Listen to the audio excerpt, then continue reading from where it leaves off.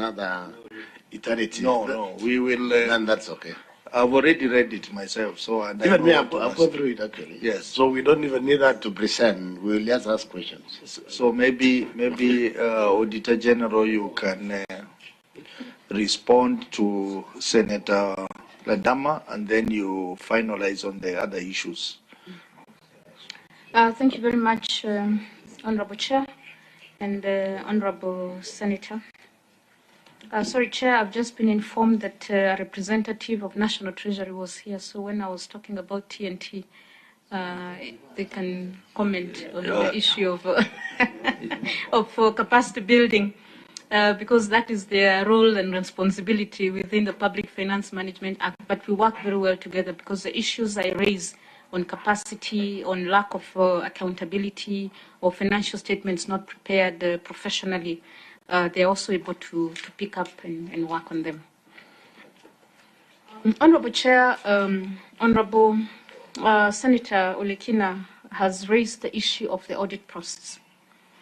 And also the issue of, and I did talk about this, where the client comes, whether governor or chief officer or administrator, and the auditor is on one side and you're there as the arbitrator or the judge, and you're judging based on the report that the auditor has submitted, and the client is also defending themselves.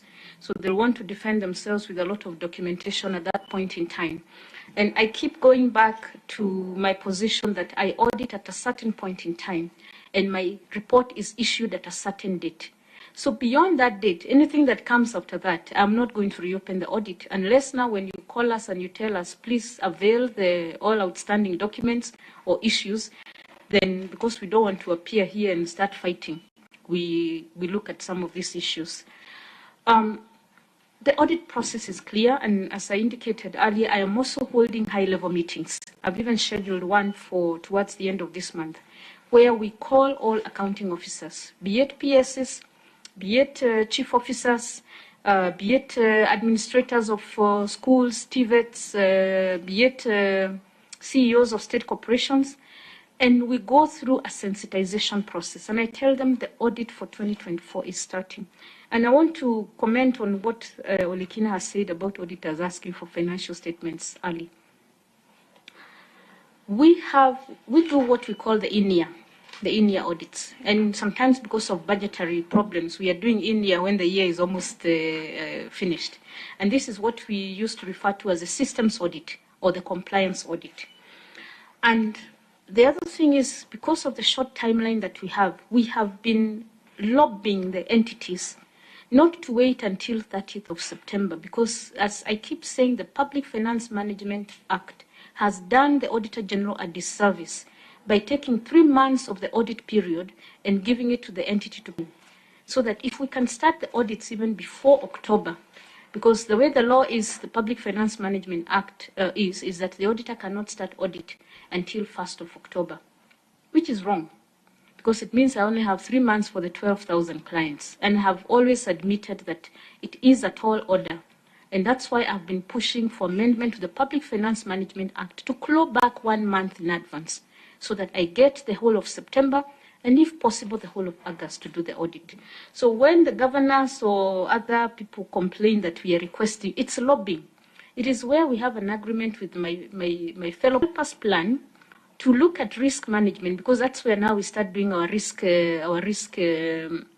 assessments and ranking, so that by the time we get the final financial statements as at 30th, if you're going to bring us at 30th, we have substantively covered most of the issues, and the audit will be done as efficiently as possible. And some entities have been giving us financial statements even by end of July, and we have issued certificates. Some of these state corporations have issued certificates dated July, have issued certificates dated August. But the majority decide that the Public Finance Management Act, the by 30th of September is not by, but it is on 30th of September. And Honorable Chair, I have to put a team to spend the night there up to midnight. There are people bringing financial statements for audit at 11:30 in the night and saying that they have met the deadline of 30th of September. So maybe those are the ones I will start indicating in my audit reports that they are not cooperating. So The audit process, we start with a letter of understanding. And that letter of understanding explains the process that we shall take and the milestone, and it is attached to it is the documentation required. Of course, we know that if there's clarification during the execution phase, you might ask for another document to support something you initially requested.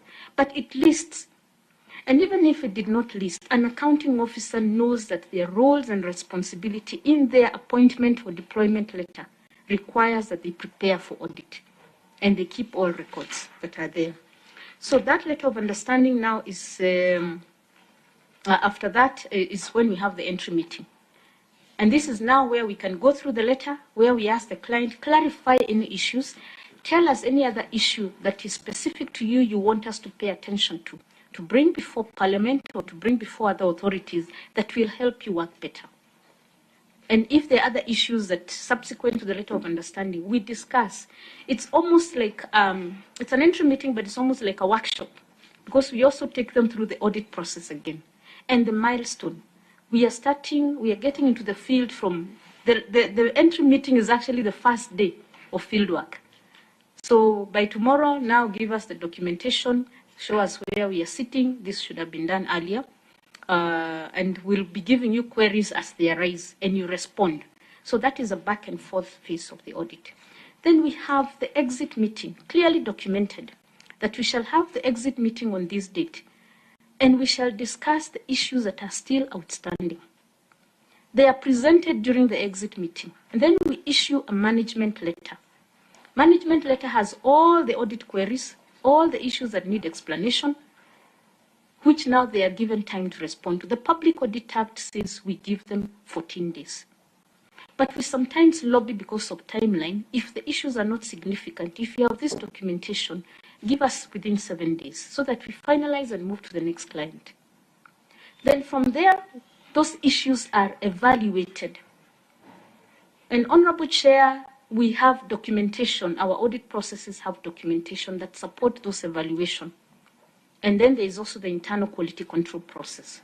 Then now we give a draft audit report. This is not required by law or by standard. It is us as the audit office that have decided, let's give them a preview of what their final report will look like. And if they have any additional information, they give us. And I can as well remove this stage because it delays.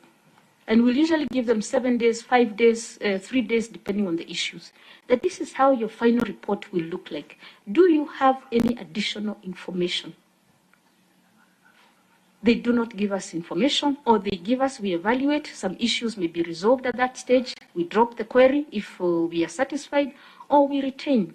So, Honorable Chair, by the time you're getting my final report, the client has been given ample time to respond to the issues.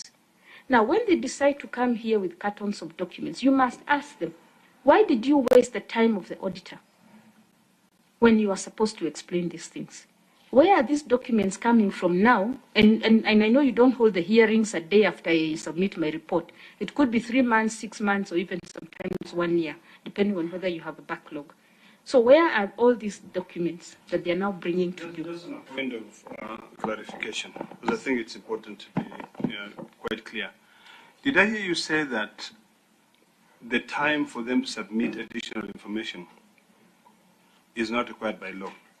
Because you said you give them like 7 days for them to be able to clarify issues. Did I hear you say that it's not required by law? Chair, the management letter, the Public Audit Act gives the client 14 days. And we'll usually give 14 days. But sometimes we lobby and agree with the client.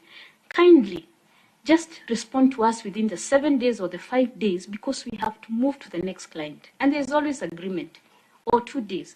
But the draft audit report, indeed, I should not even be issuing a draft audit report. After the ML is a final report according to the standards and the law. But we have put this as part of our communication process and enhancing the relationship with the clients, that please look at your final report. This is how your final report that will go to the public, to Parliament, looks like. Do you have any additional information? Any clarifications? Just so that we are clear, Mr. Chairman, is the draft management letter which is described in Section 31(4) of the Public Audit Act, the same as the final a preview of the final report that you're saying? No, there's no, the relationship, management letter has all issues. Some will not end up before you. Some could be simple administrative issues, or can you put somebody to do bank reconciliation? Can you maybe improve on this policy? Or can you train? Some will not end up at your purview. The draft management report is basically a highlight of the issues that will go to the final management report. It is a stage I'm trying to amend in the public finance management, in the Public Audit Act, because there's no need for a draft management report. It is a final management report. After the exit meeting, we have discussed all the outstanding issues. So I issue one management report. But unfortunately, the drafters of the PAA 2015 now introduced a draft ML that has been causing us a bit of a problem, because what we issue now is like a listing of outstanding issues. Then now we issue the final management report because it has to go through some quality review. We try to issue it within a week, within latest 14 days. That is now the official management report. But after the management report, they have 14 days to respond and give us more clarification. Then we verify. And after verification, now we have the final issues that are still outstanding, which we put in the draft audit report, which I share with them beforehand. Because what I'm expected to do, indeed, is put all those outstanding issues at issue to Parliament. But I still give them one more chance, Honorable Chair. This is how your final report looks like. This is what I am going to sign. Are you satisfied? And then I sign and I issue. And then 2 months, 3 months, 6 months later, they are coming here saying the auditor, the auditor. And Honorable Chair, that process needs to be well understood by the committee so that you question the client when they come before you. And this process is followed for every client, irrespective of whether they are big, small, national, or sub-national clients. The only part where the process changes is if I'm doing a specific performance audit, or special audit, or forensic audit. The process is slightly different, but there is still a draft letter or a draft report.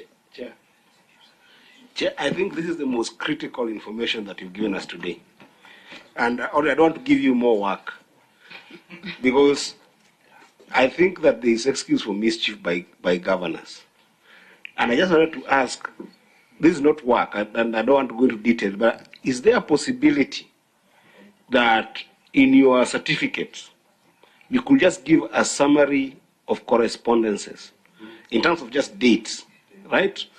Highlighting the way this process, like for particular certificate that you have issued, you show just a correspondent on the letter of understanding date, a correspondent on the, is just a small brief at the end of every certificate. I know that's standard, but the reason why I'm asking for this is because there is every single time that we raise here, there's that excuse for mischief that we never got